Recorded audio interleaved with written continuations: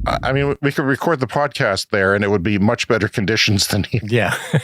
But I was really, really struck by that. Of course, the reason for our trip was a wedding of my niece, Rebecca, and her fiance, now husband, Tyler. And it was supposed to be a small wedding, but it was average size, as they all turn out to be, because you can't offend people.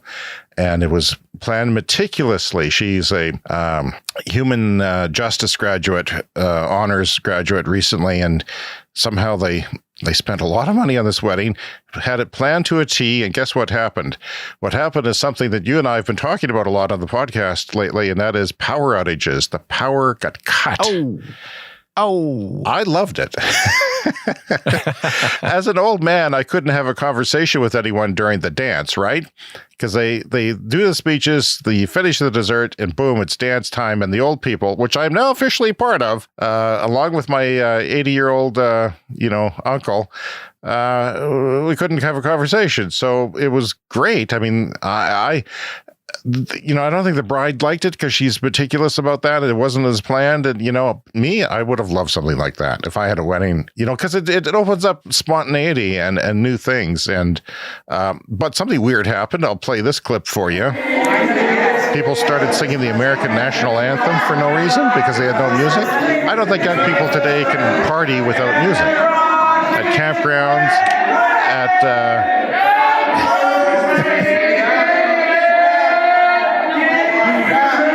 I'm not sure they would have sung it that way in Saskatchewan or other places, but somehow in Alberta, the American national anthem was what came to mind.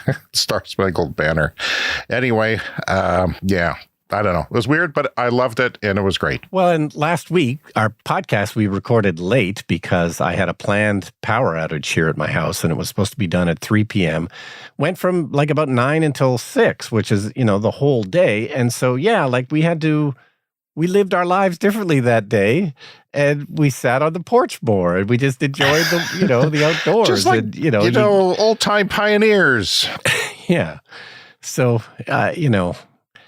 and yet somehow when the power comes back on, you just instantly back. That was a case with the kids when we had a power outage here. I was talking about it. They all ran out into the fields in the park behind the house. And as soon as the street lights perked up, they ran as fast as their little feet could take them back to the house, and they could not wait. Yeah. I thought they were having such a great time they would ignore it. No. It's an addiction. Yeah, and when my kids were younger, we used to do that Earth Day thing where you shut off your power for an hour and you just you light a candle. And my kids were never thrilled with that. I loved it. I've always determined to have an Earth Day party, but now I can just have a solar party because it's powered by solar. I don't have to. I got solar panels on the roof. I don't have to shut off the power necessarily to have clean fun.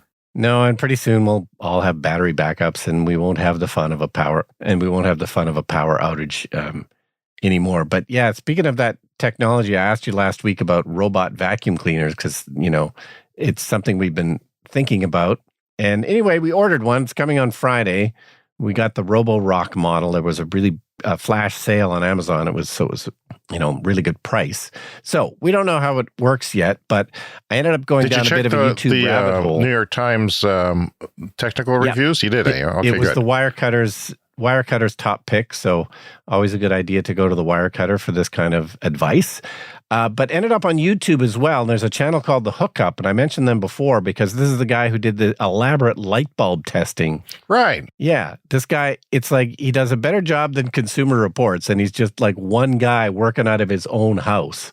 So like when he does these vacuum cleaner tests, so he tests all the robot vacuum cleaners, he does it all in his own house. And I don't know if it drives his family crazy or not, or if they're gone during the day while he does it. I'm sure the money is worthwhile, though, from a successful YouTube channel like that. Yeah. No, he's doing well. He's got a few 100,000 subscribers. So this is still kind of new technology, so it's changing a lot. The newest thing is the mop ones now. Like they have ones that can do wet mopping, and it's still early days for those. So there's only a couple that this guy recommends on the Hookup. There's a couple that have a self-cleaning roller. So the mop is on a roller, and it cleans its own mop while it's going around the floor. And so that one does the best job. But the thing that surprised me is that these wet ones, you can hook them up to your plumbing, and it essentially works like your dishwasher. So it can fill the water for the mopping and then empty the water for the mopping at its base station. I'm sorry, that is very freaking cool. Daddy want. I want that now. That's pretty good. Yeah. And so it is a little bit sometimes difficult because you have to retrofit it into either under your kitchen sink, or some of them you can actually hook up to your toilet plumbing. Often your toilet plumbing is more accessible. Like if you have a valve. I've got a bidet I've hooked up, so I can confirm that. Yeah. So it can actually empty into your toilet if you want it to, if you want to set it up that way. But it made me think, so we are still planning to build a cottage next year. We haven't talked about that for a long time, but I'm planning to build an eco-friendly cottage out at our lake property, and it's still going to be rammed earth is what we're planning. Really? But yeah, that's where are you going to get builders to build rammed earth from? Another planet? Our architect is going to do the rammed earth part himself. What? And then how does an architect come out and do a rammed earth? How does an architect do anything? Yeah, well, he went to BC and did a workshop with the leaders in this kind of rammed earth technology. And that's on an old episode. We won't get into it too much here, but you take dirt and a little bit of Portland cement and a little bit of sand and clay, and you basically pound it into a wall, and it's a nice way to make it. That would be very exciting. I would love to see that because I have never seen one anywhere. Yeah. For you to have one would be very cool. I mean, literally cool too, because it would keep the place cool.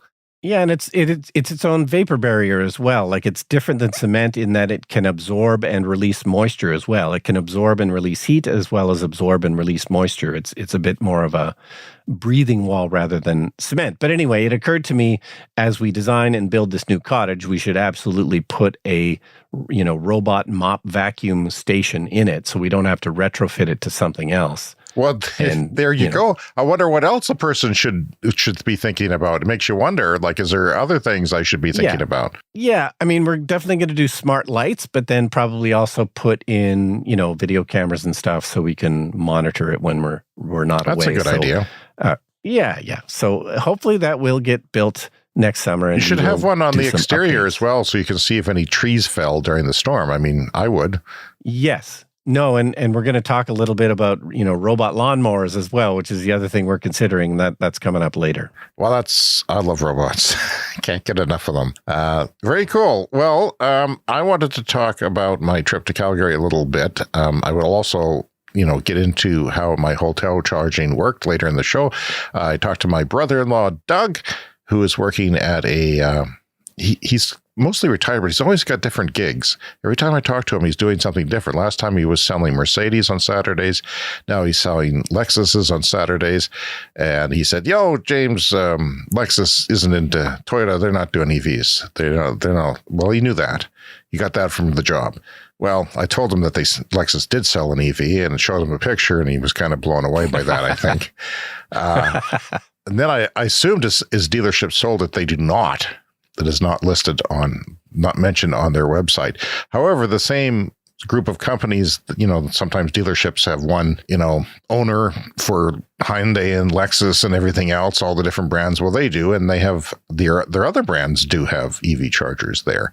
So I thought that was weird. And by the way, in Brooks, Alberta, there was a place, a dealer. I found that the big difference between this year and last year in EV charging here on the Canadian prairies, at least, is that dealerships have chargers and a lot of them don't let you use them. Well, I was kind of curious about Brooks because there's only one real charger there. And if I planned my stay to go there, this small city, and that charger wasn't working, I'd be kind of screwed because it's the hotel charger as well.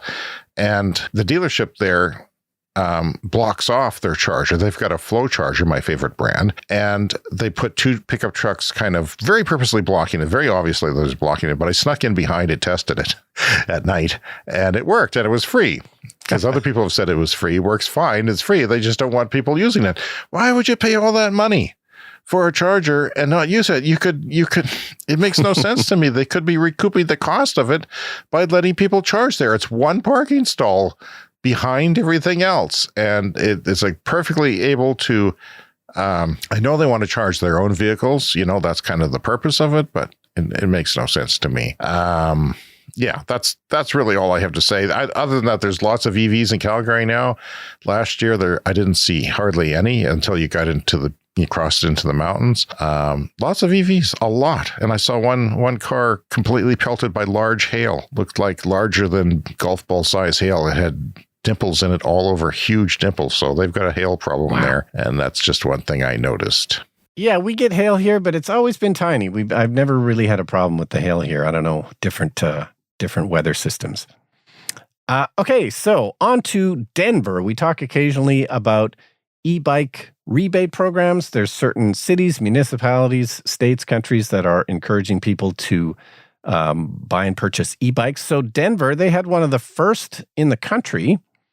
And this story is from Electrek, and they're saying that the program is a bit of a victim of its own success. People love the program, and they offer new vouchers for the program. These are rebates to get money off of an e-bike, and they release new vouchers every once in a while, and they're getting snapped up quicker and quicker. So the rebates start at $300 for a standard electric bike, up to $500 for a cargo e-bike, and larger rebates for lower income residents. So if you're low income, you can get more, so up to $1,400 off the price of an electric bike, which is obviously quite spectacular. So they had another batch of 220 vouchers, but 17,000 people logged in at the precise time to try and get one. And in about a minute, they were out of these vouchers. If that was me and I didn't already have an e-bike and I had a use for them like many people do, I would have had the entire family, extended family, and any friend who was willing to help all trying to get me that voucher. And it's probably what people did, right? Yeah. It's like, getting the whole, if you're trying to buy tickets for a concert or something, you get more than one computer going and hope that it's worked. But anyway, this has been a big success in Denver, other than not having enough of them. But it's such a success that the bicycle infrastructure is getting a little bit overcrowded, they say. So there's been an influx of, obviously, new e-bike riders, and that's put stress on the local streets and forced the city to now accelerate its progressing plans to roll out more bike lanes and safer bike routes. So, one thing fuels the other. And, most cities should work hard on improving their bike infrastructure, whether there's a program or not. Absolutely. And I'm a big fan, and something that's relatively new to me because we don't have it here. My son, of course, is into that sort of thing. That's what he wants to do for a living in his life. So we talk about it, and what we have here is really crappy. Yeah. I really like watching YouTube videos about this. This is something that I sometimes get into on a bit of a rabbit hole. Yeah. But I love it. And of course, they need to be separated from traffic. We talked about this before on the show. There can't just be a stick sticking up from the ground preventing you between you and cars. There can be either parked cars or a whole green space. It has to be something. And they can do it in existing spaces if they really want to. Well, here in our city, we have an area called the Cathedral area, which is a nice sort of walkable neighborhood with lots of interesting shops and stores and stuff. And they recently tried to slow down the traffic. Like they lowered the speed limit, and they put in these sort of balustrades to kind of, slow down the traffic, force everything to kind of one lane. But I don't know why it's not a bike lane. Like if you're on a bike, that's what I told my son was happy with this, and I said, no, that should be a whole thing. It should be a pedestrian area with trees, and then a bike lane, and then a little bit of access of cars in certain places so you can go park for groceries or something. Yeah. Get close to the stores in winter. But other than that, it's kind of, and Dooney, there's another street that they're doing where all the bars are. It's a little disappointing, a little under ambitious for me.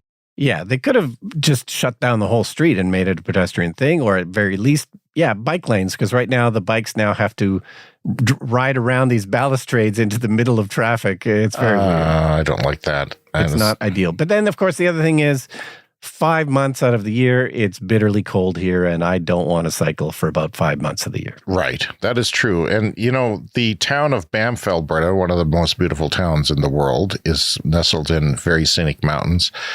During COVID, they shut down their main street, which is kind of at the edge of town where everything is. They opened it today. It's opening today, my son says, again. And because I think there was a city council vote that was slightly in favor of it. But it was hell. It was impossible. And there was more people than cars because the cars were congested, so they couldn't move. The people could move, and it's very crowded. It's screaming to be a pedestrian only with bike lanes. Yeah. It's just silly that way. I was there when it was blocked off for just pedestrians, and it was fantastic. Yeah. And the other thing, too, they are working on improving the rail service to Banff. So there's going to be a better rail line from Calgary to Banff because, everyone just ends up driving there. It's not a big place, too many cars. People fly in from around the world. They rent cars in Calgary because you can see they're all rental cars. 90% of the cars there are rental. And the relative I was just talking about, his brother lives there, and he's lived there for his whole life. He hates it now. It says it's so crowded, and then the tourists are so rude. And but of course he wouldn't live if it wasn't for tourists. If it was just a small town, it would hardly be sustainable. It's the tourism that makes the money flow. That's very interesting and a little bit surprising for me. And also, speaking of the same thing, I went out into Kananaskis country. Are you familiar with that? Which is fantastic. It's like Banff, but less crowded and even more beautiful. Well, here's the thing, Brian. During COVID, it became very crowded, too crowded. Wow. And it was up like 43% of their usual traffic. So what did they do? They put a $15 fine or a $15 fee per day, which went from free to $15, which is almost national park level, per car. Yeah. And we went there, but we didn't go to the normal place. We sort of drove in from the side to a road that just dead ended in there. We just said, well, if we've got enough time and enough range, we'll just hit the mountain so we can say that we were there and have a little bit of nature for the afternoon. And then I see a sign that says you have to buy this pass online. We didn't read the whole sign, but we saw that. And then there was no cell service the whole time. So we were screwed. So I'm sitting in a parking lot resting as my family straggles back to the car, and the park ranger and pass enforcement guy pulls up. So I'm pooping myself, and I don't know what to do.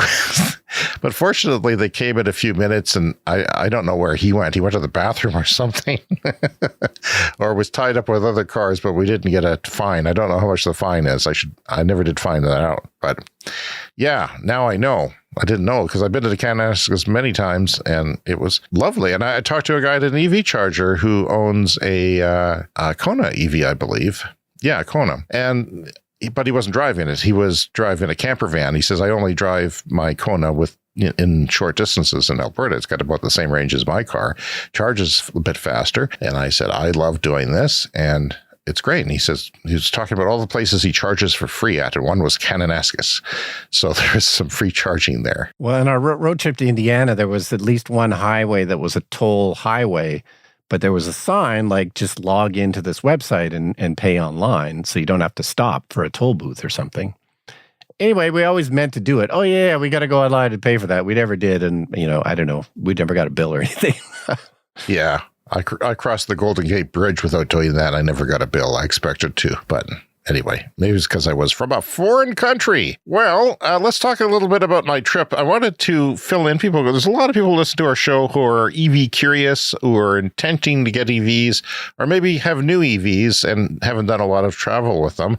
And, I started off with, I told you this was going to be the worst possible weather for this trip. And it's something I've worried about because I've known about the trip for almost 18 months. I've known it for a long time, and I wonder what the weather would be like, how my EV journey would be. And it was a low pressure system, and it was windy. It was a 50-kilometer headwind, gust, and rain, which doesn't help. That slows you down too in a gas car.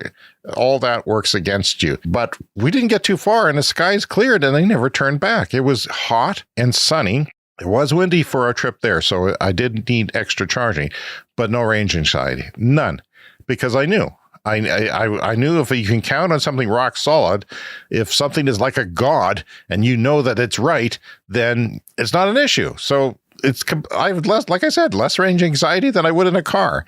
I tried to charge at plug-in charge places, which is Flow. Flow allows me to plug in and not worry about it. It takes 40 seconds. The first hiccup was in Maple Creek, where I actually probably, I had to charge because of the wind. I had an extra little charge, and it's about 4 minutes off the highway. So I don't know, 10-minute extra to the trip. And it made me log in again. I did everything I could. I got the app up and running, made sure there was funds in it because it was a different branded charger. It was Co-op. And everybody said, use the Shell app.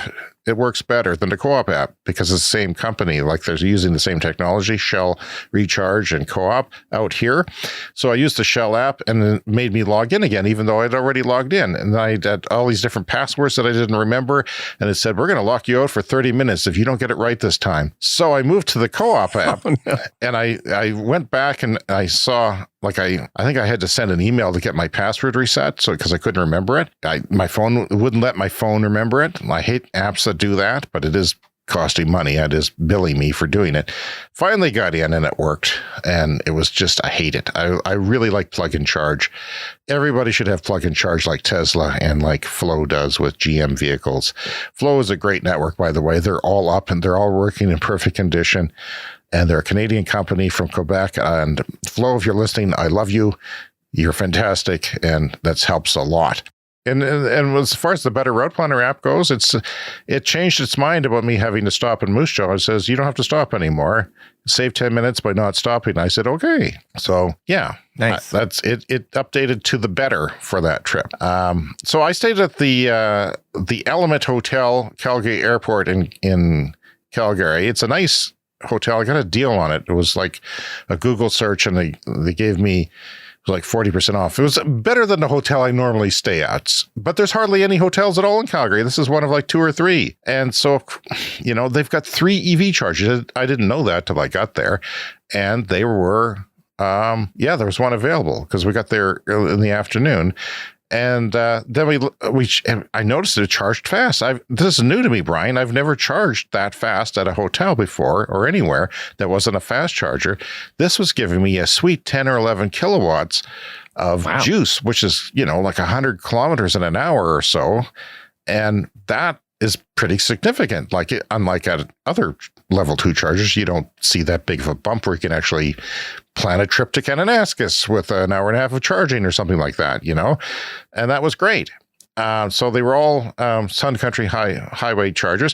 Now, when we left a couple of hours later to do our touristy supper and look around thing, there was a VW Golf, e-Golf beside us. They're defunct now, but they had electric Golfs, and it had its charge door open. So I when I unplugged our car, I plugged it into them because they were in a non-EV space, but close enough to the cord. All the cords were very long, and I plugged them in.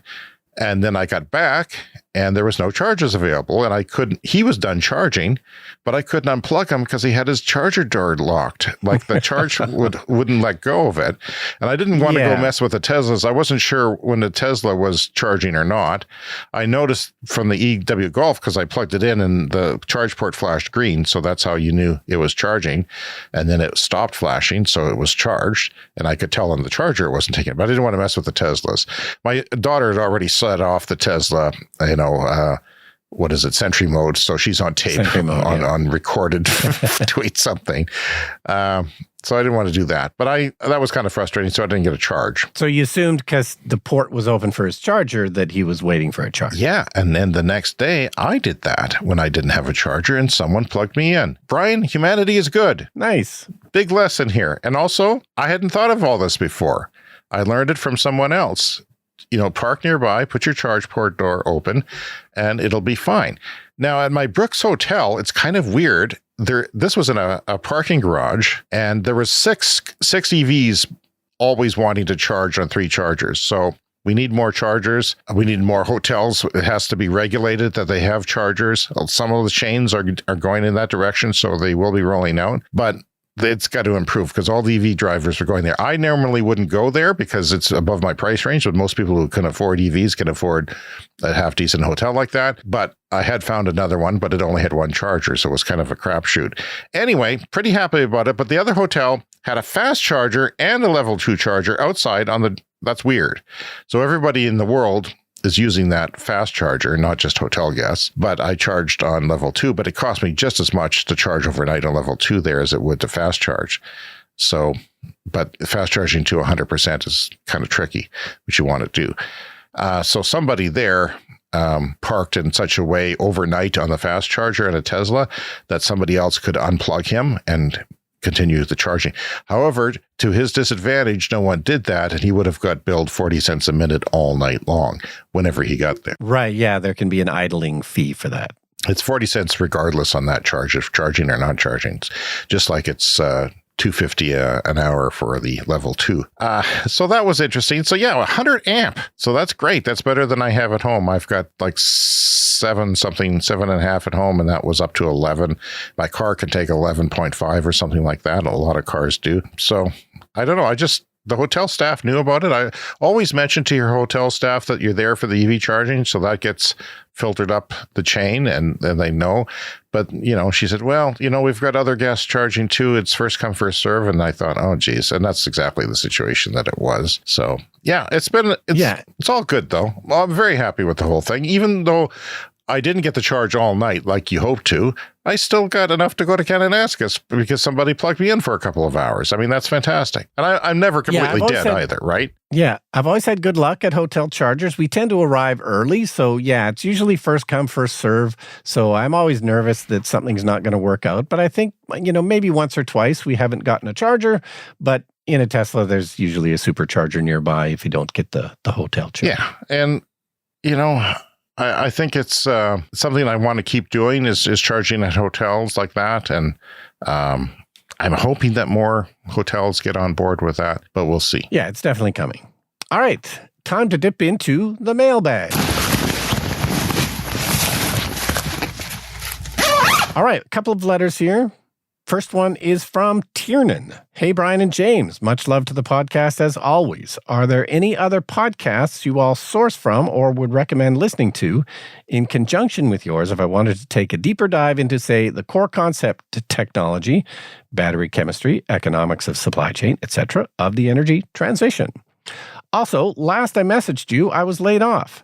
Happy to announce I'm now employed in a very different field. I was a process engineer, RD scientist for a composite flooring manufacturer here in the United States, now employed as a senior procurement manager for a company that makes modular tiny green homes. And I look forward to helping them on their journey to minimize climate impact along the entire journey from sourcing to construction and delivery. Yes, that's from Tiernan. Thanks for writing. Yeah, Tiernan made a big donation to the show and then promptly got laid off, so I felt bad. But I also know that listeners to our show are very smart and well-educated people, and they would find another job, and she did, and I'm very happy that happened. And it's also very interesting what she's doing. She's working for a company making small homes. I did some research on this, and here's my thinking. A lot of what is mentioned in the email is that, battery supply chain and how is that all happening? The fact is, it's happening in China the most and the best and the most, they're lowering the prices and taking over the whole supply chain there. And I don't know that I've heard much in the way of a podcast. There certainly isn't you might find a guest on a podcast from time to time if you search through your podcast app and, might find an expert where that particular episode talks about it. And I will keep this in mind and bring it up when I come across stuff like that. But as far as non-podcasts go, I use the CN EV Post, which is China EV Post. It's kind of a news blog. It's well written. It's very professional and very connected. So that's my sort of window into China. Also, I'm finding that financial journalism is what covers this stuff the most. Like Bloomberg is a financial journalism paper organization.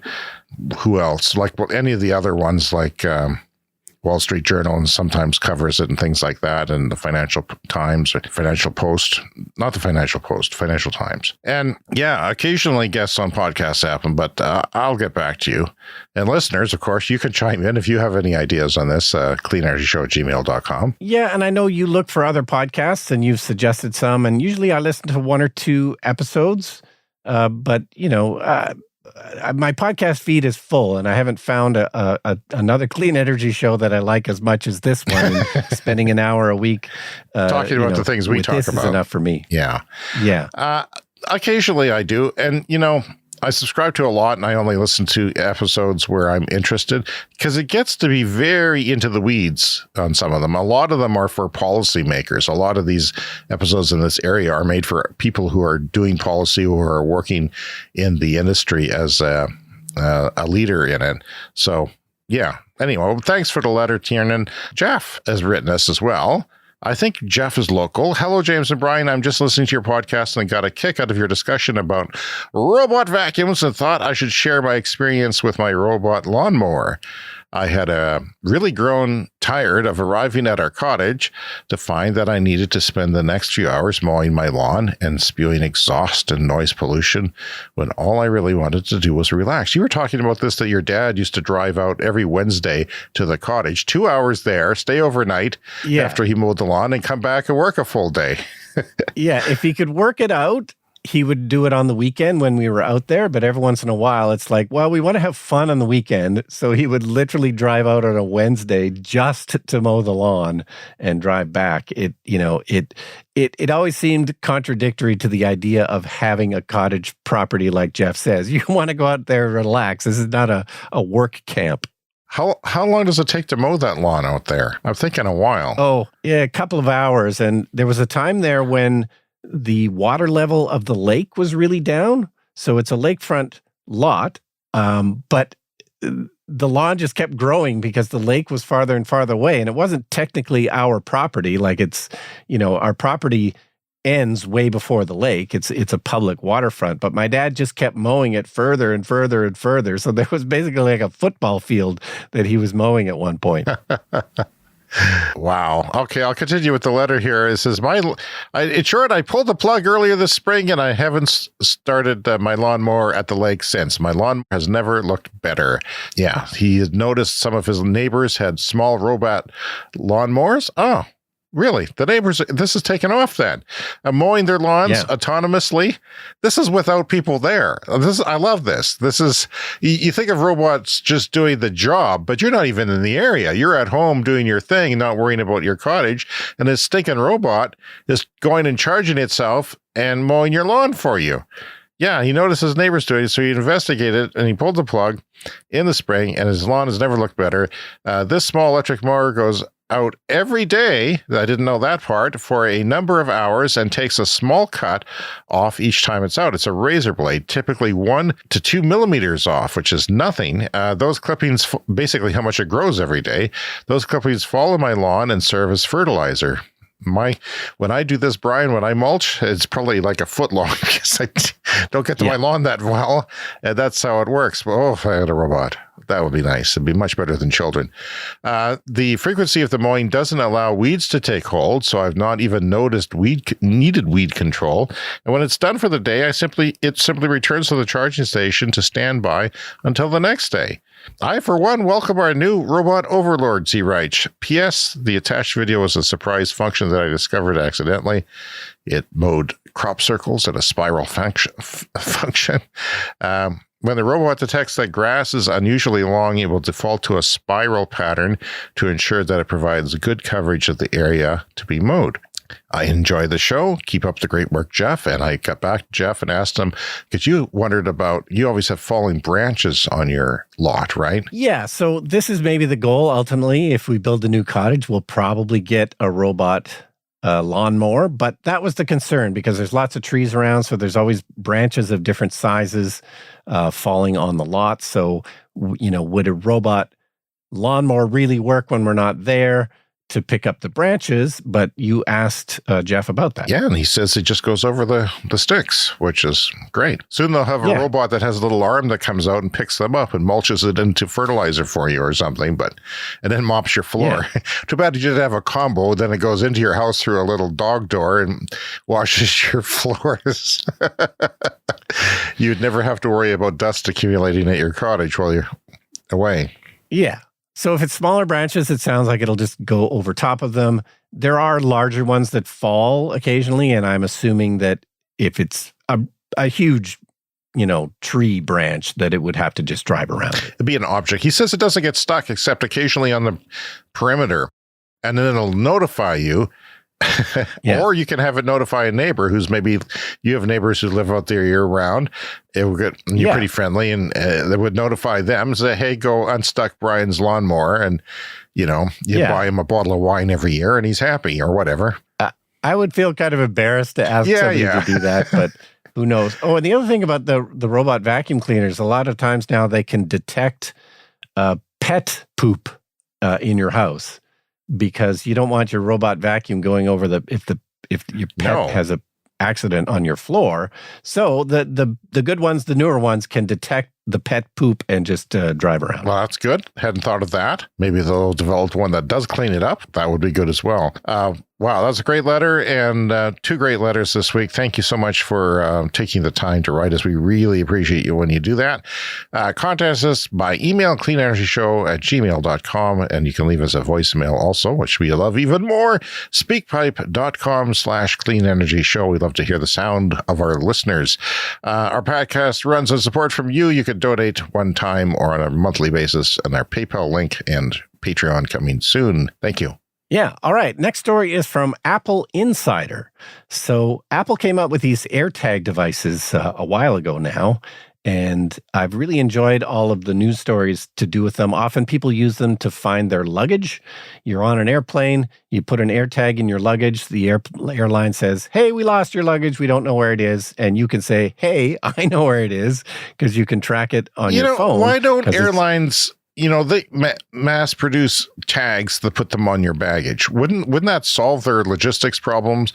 Wouldn't it save them money in the long run with all the person hours going into that?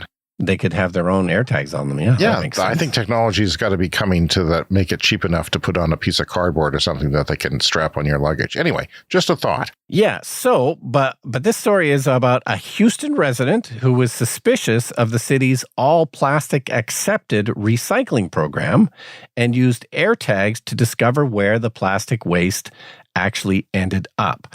So Houston's program boasted of being able to accept even types of plastic that aren't normally considered recyclable. So this Houston resident, she put AirTags into a few different bags of recycling that she had, and of the bags she tracked, nearly all of them went to a company called Right Waste Management, located nearby in Harris County. The company is not approved to store plastic waste and has failed 3 fire inspections. So this is a big stockpile of plastic. Aerial footage showed that the facility had large piles of plastic waste as high as 10 feet high. So the city says they've collected about 250 tons of plastic since the end of 2022 when this program started, and revealed that none of it had been recycled as of yet. We're stockpiling it for now, he admitted. We're going to see what happens. So, in fairness to the city of Houston, they may someday actually recycle all of this plastic, but it's really just been accumulating since 2022. Houston, as it turns out, is waiting on a promised sorting facility to open where the stored recycling will be sorted and treated. The company behind that sorting facility is Cyclix, and they've developed a method to create recyclable pellets out of the plastic waste. However, only a fraction of these pellets can be made into new plastic, and apparently most will be melted and turned into fuel that is burned and adds to carbon emissions. So we've talked about plastic recycling on the podcast before. This is not really the way to go. I mean, for one thing, we just have too much of it. Even if you have good intentions to recycle your plastic, it's just not the way to go. Single-use plastic is hopefully on the way out. Yeah, well, it's going to be tough, but hopefully soon. One thing I didn't mention, Brian, is when I got out of Kananaskis, I needed a charge.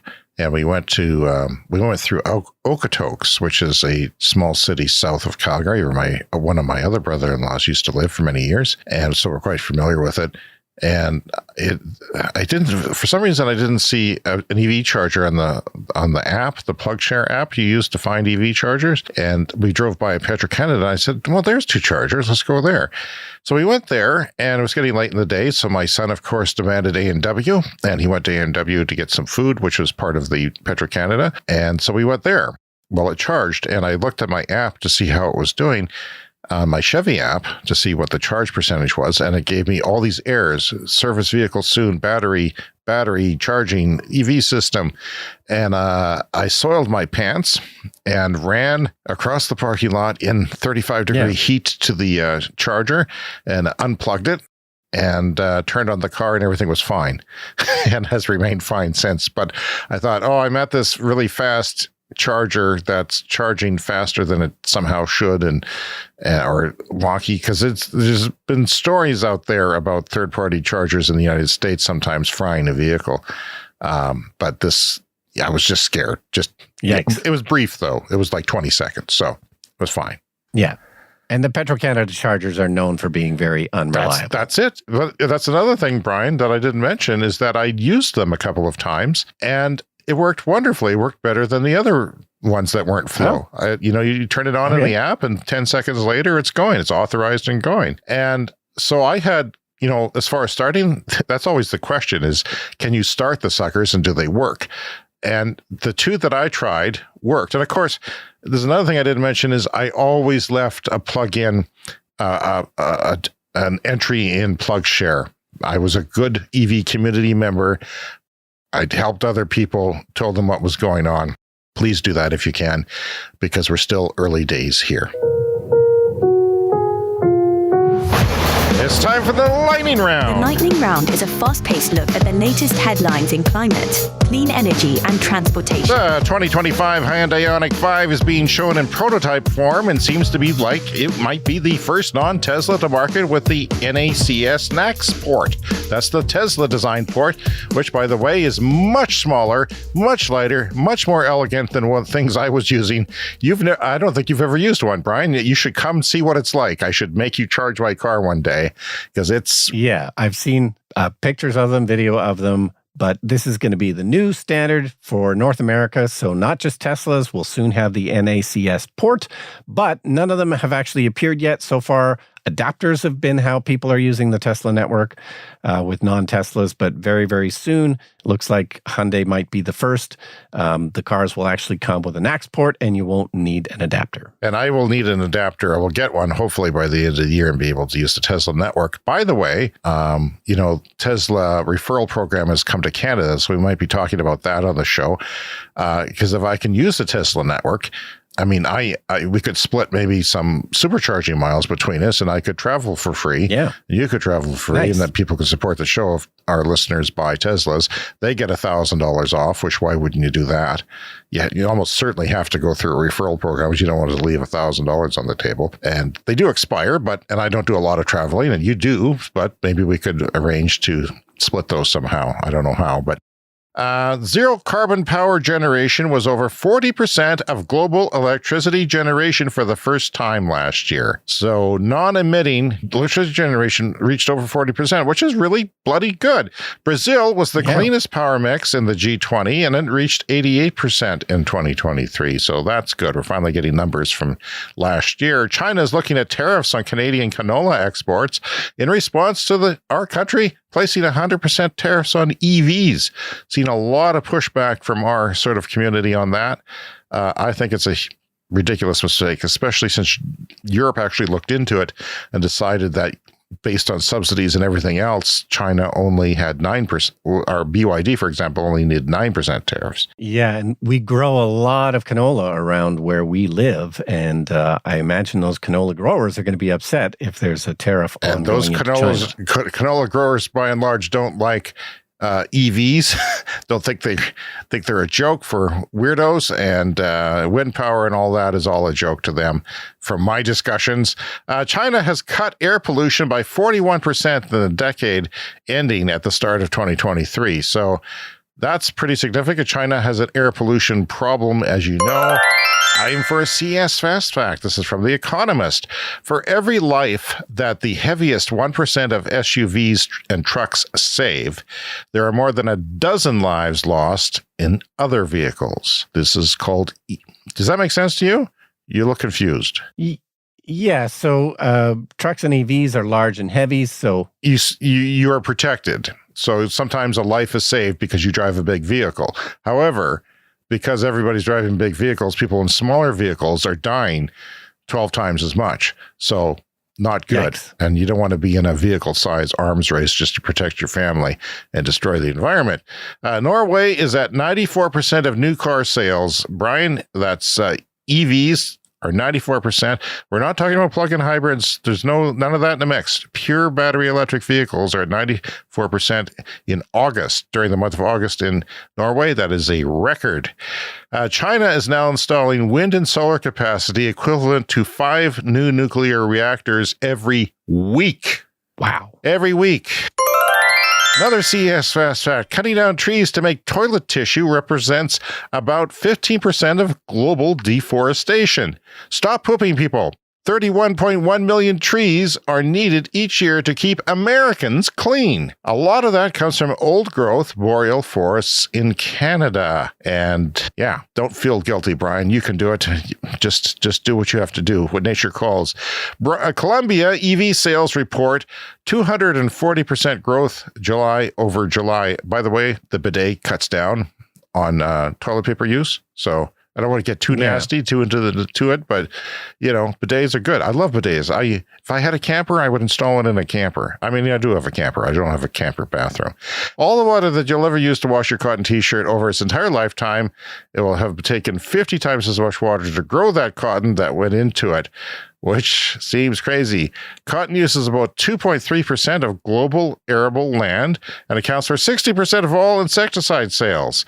Boston-based Galley, that's a company which uses technology similar to cell-based meat, something we've talked about extensively on the show, is aiming to drastically reduce cotton's environmental impact. This is from Bloomberg. So ginning, blowing, carding, drawing, roving, spinning, weaving, dyeing, cutting, sewing, ironing, shipping, and trucking, these are all steps that make your t-shirts, Brian. And they're taking the cells from a cotton plant and they add them to a large vat that feeds them sugar. This is, again, with fermentation, like beer, but for making other things. And after they have sufficiently multiplied, the technicians use their genetic understanding of the plant, which has been developed over decades of research, to activate certain genes and deactivate others. The result is the cell transforms and elongates into cotton fiber. And they're also working on lab-grown cocoa and coffee. This is a ways away, though, I'm afraid. They still have to make those fibers longer, and it could take another 10 years. Gailey still needs to improve on the strand length, and that is going to take money as well. So more investment is needed. The plant cells only need sugar to multiply rather than a complex growth material that they use for meat in this sort of area. And given that people aren't going to be eating the cotton, the company uses reactors that don't have to adhere to as high as hygiene standards as when you're making meat. So it's maybe easier and cheaper in the long run. And they say that Gailey's cotton today is at the same point that lab-grown meat was in 2013. So maybe we will see it on the market. It'll be expensive at first, as lab-grown meat was, but maybe it'll become a common thing and the world will be a better place for it. Precision fermentation has lots to bring us. All right, that's our show for this week. Please take the time to contact us, cleanenergyshow@gmail.com. Around social media, we're Clean Energy Pod. And you can find videos of the show on TikTok and YouTube, including special content not always featured on the podcast. The video version of our podcast is released on the weekend following the audio version. Personally, I prefer the audio version, but that's me. But you can watch it on video. And, there's lots of different places you can watch it now. I think we might even be on Instagram one of these days, but YouTube and TikTok for sure.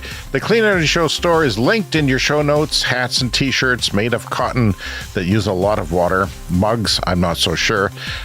You rate and review us on Apple Podcasts or Spotify. If you please do that for us. If you're new to the show, remember to subscribe because we're out here every week and we will see you next week. See you next week.